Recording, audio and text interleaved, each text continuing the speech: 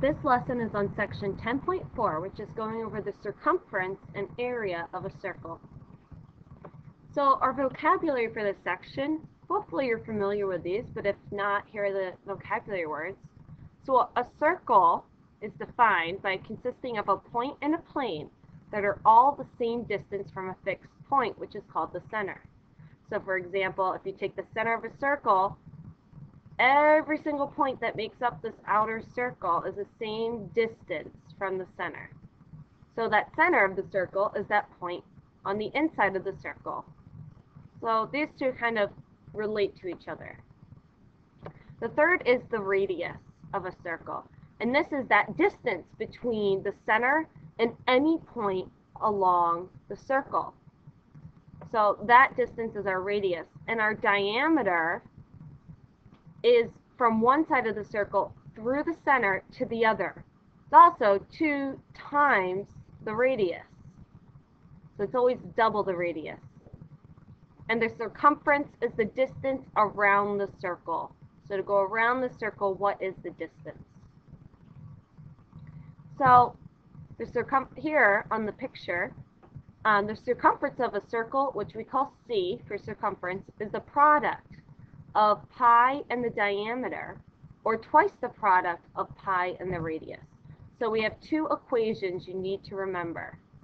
We have C equals pi times the diameter, so the whole way across, or C equals 2 times pi r. This is because we know D equals 2r.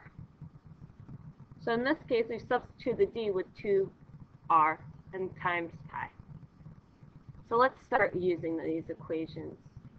So the first example is, what if we needed to find the circumference? So a circle label has a diameter of 3.33 inches. Approximate the distance around the label to the nearest inch. In this case, I'm using 3.14, but you can use the pi button on your calculator to be more accurate, because pi isn't actually 3.14. Pi goes on forever. It's a never-ending number. So in this case, we can round it and use 3.14, or more accurately use the pi button and then round your answer. So 3.14 times 3.33 is 10.4562. You can then round it to the nearest inch they asked for here. So the nearest inch is 10 inches because 0.4 rounds down. That's one example. What if instead they tell us the circumference? So C equals 56, and they want you to find the radius.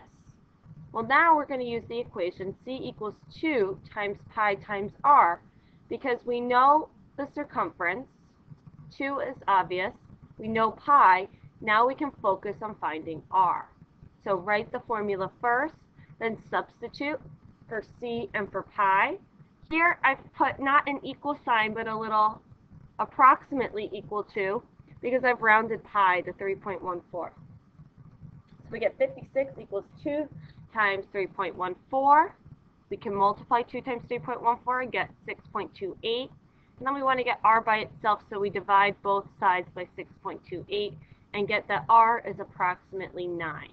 So you can approximate that the radius of the circle is 9 feet. And if I asked you the diameter, you should know how to find that because it's twice the radius, so 18 feet for the diameter.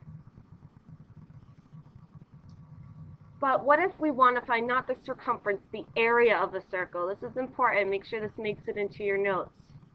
The area, so it's the shaded in region that makes this up. In this case, we use the equation A equals pi times r squared.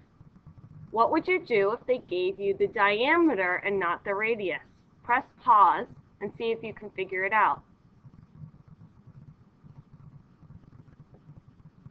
So if we were given the diameter and not the radius, what we'd have to do is the diameter divided by 2 squared, which is the same as the radius. So d divided by 2 would give us the radius squared times our pi. So that's what we would use if we didn't have the radius and we were given the diameter, to find A for area. So let's try an example. If you had this circle here, which had a diameter of 10 meters, how could you find the radius? So in this case, again, radius equals d divided by 2. So 10 divided by 2, so our radius is 5. That's the first step. The second step now is to find the area. Well, the area is pi times r squared. Oops. So 3.14 times 5 squared, area equals 78.5. So the area of the circle is about 79 meters squared. Always be sure, if they give you units, to put the units in the end. You'll notice here that because it's area, it's squared, because our radius was measured in meters, but we've done meters times meters, which is a meter squared. So you need to make sure you always have your units, so we know exactly what you're measuring.